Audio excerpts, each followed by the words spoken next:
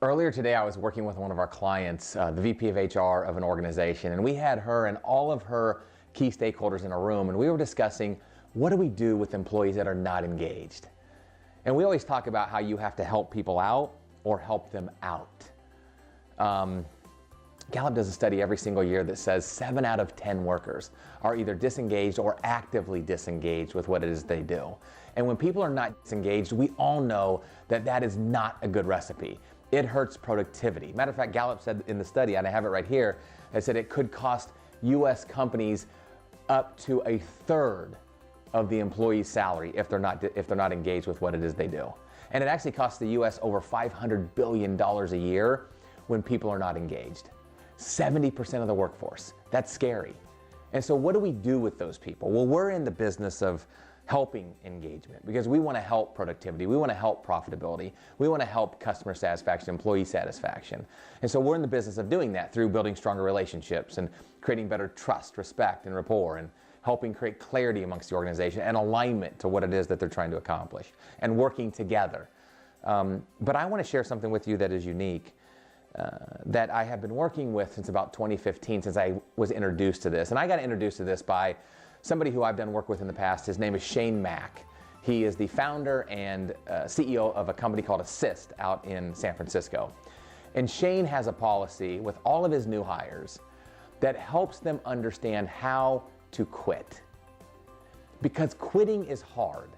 And sometimes when people want to quit or there's another thing that they want to do, it's tough to go about it in the right way. Matter of fact, the VP of HR this morning said, you know, we have people who have quit, they just haven't told us yet.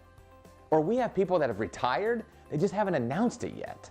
They're here, but they're not really here. And so what do we do with those people? Well, it's a fascinating concept on teaching people how to quit. And so can we teach people how to quit? Because if they're not here, they're not productive. They're not really helping anything. And so how can we either help them get engaged or help them out? Help them find another place that will be better suited for them and better suited for the organization. So I actually have the policy right here that Shane has that he goes to with every new hire out there with the company of Assist. And it's 4 steps. It's 4 simple steps. The first thing he says is have a conversation about it. Be open and realize that it's okay to talk about it.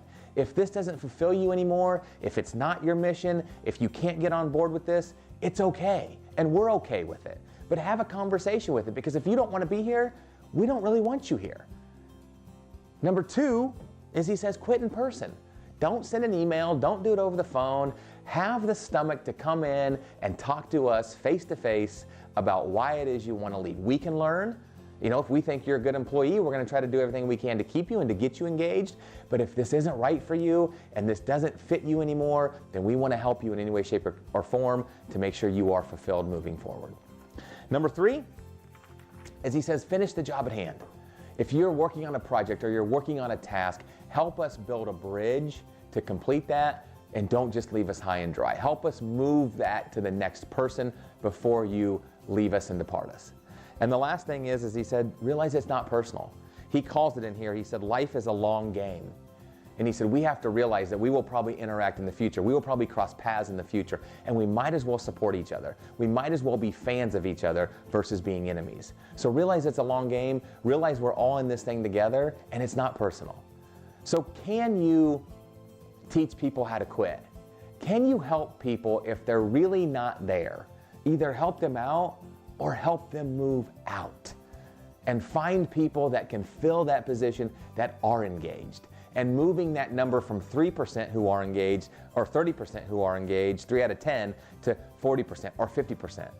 You'll save hundreds of thousands, if not millions of dollars. You'll save so much time in productivity. You'll increase profitability if you can do that. Something to think about, something unique, something that's a departure from the norm. Teaching people how to quit.